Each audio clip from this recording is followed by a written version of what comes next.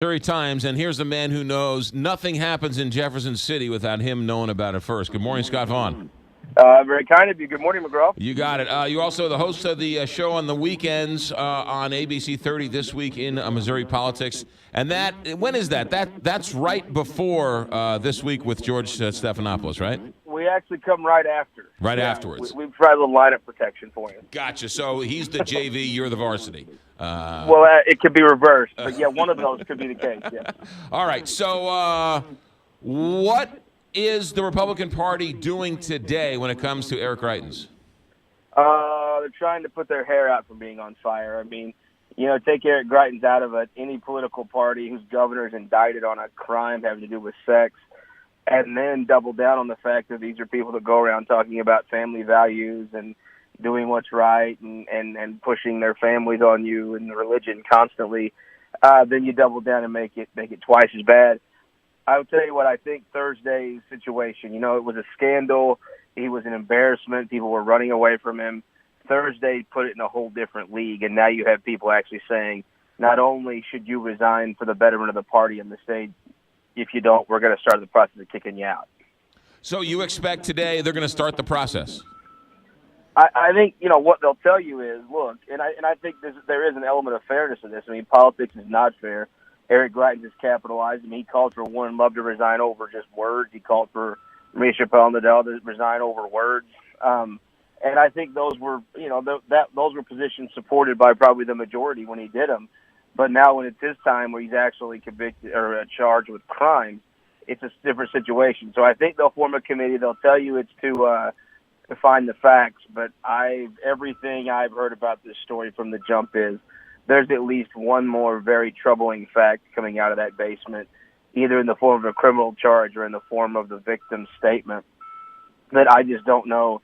I mean, good Lord, as the son of a mother, or the brother of a sister, and the father of a daughter, how do you say this is okay? Yeah. And so I think they'll start the inquiry process. The governor, he does have some folks. I mean, the governor, one thing he brings to every situation is a lot of money.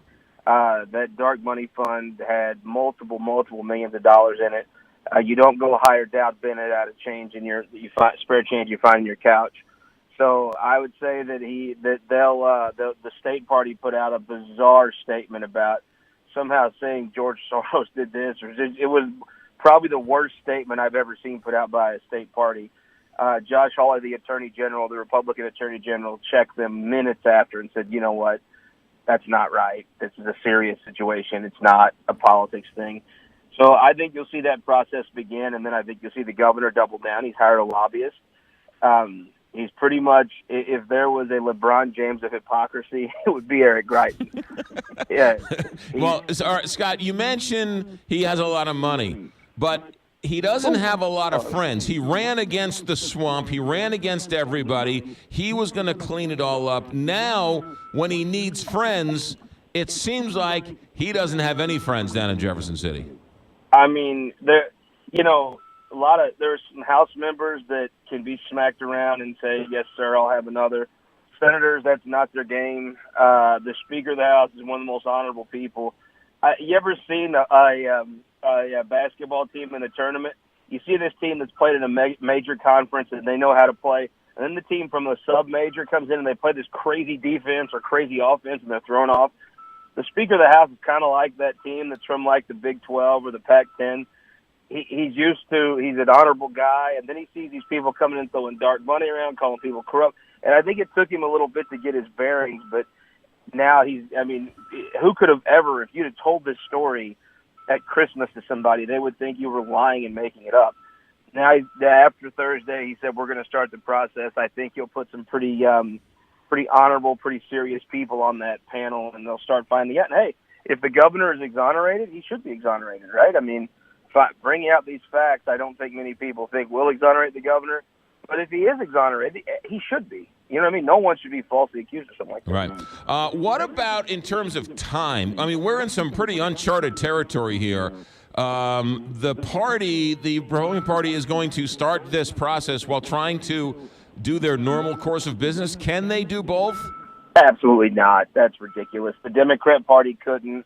If the Green Party ran the state, you don't go about a company, right? Let's take it out of politics.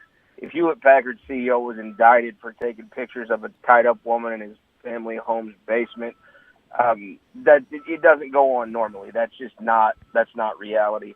Will it go on? I mean, honestly, with the supermajorities in both parties, the governor was never that integral. He never got that involved in legislation anyway. He mostly just kind of chirped. I mean, he's out literally last week was doing events for a tax plan that had been shelved in committee, as the legislature had said, no, we're not doing it. He was doing Facebook posts about a thing called Champ's Law that had already been defeated in the House. I mean, there is an element that his total irrelevance now could spring some bills coming forward, and if he vetoes them, they'll almost assuredly override whatever he would veto. So there is it's not normal, but there will be some function. Scott Faughn, publisher of the Missouri Times, you mentioned Josh Hawley before.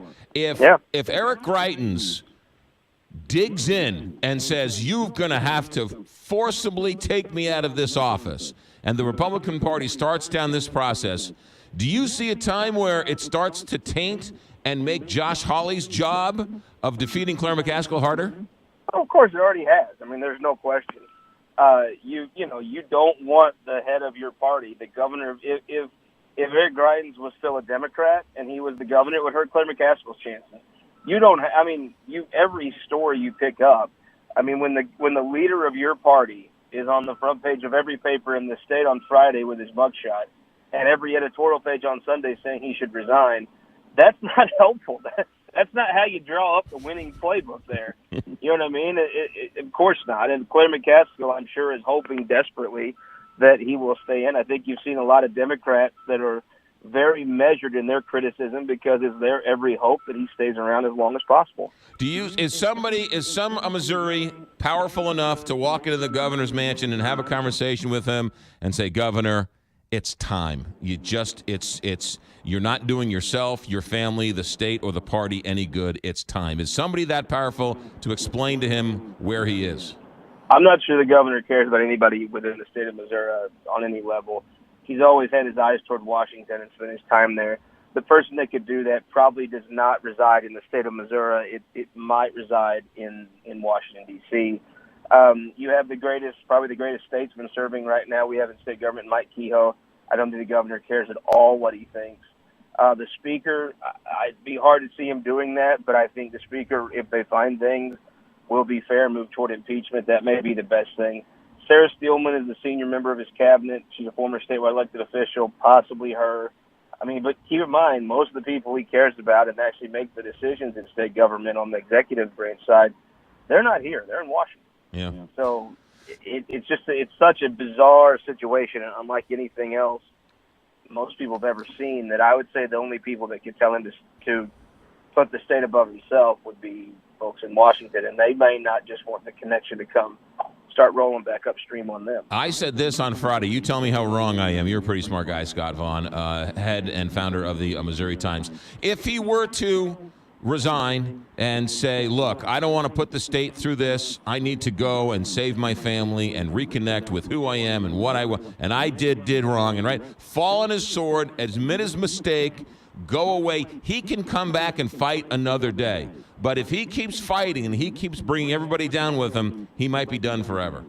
Oh, totally. I think that is absolutely the case. I mean, look, here's the thing about Americans. When somebody does what you said, then you all of a sudden go from thinking, what a sleazebag, oh, I hate that for him. You know what I mean? We just this cycle has went out since Shakespeare was writing tragedies. But certainly in America, more so than other places, yes, he would be praised all around for doing the right thing. I just say, look, part of it is the outsider thing. He didn't spend any time in state government, so he has no investment in it. You've spent time in radio. You care about the radio industry because you spent years of your life in it and working in it, and it's been good to you. He doesn't really have any reason to care about that, and he's exhibited no care or concern since he got elected. So I think part of it is an ego thing, and part of it is when you elect a person with no ties to state government, they're probably not going to care enough about it to step aside for its well-being. And I think you're seeing that play out here. He is the host of This Week in Missouri Politics. You can see it on Sunday mornings on ABC 30. And, Scott, what's the website for the Missouri Times? MissouriTimes.com. You're great, Scott. Thanks for checking in. Good stuff.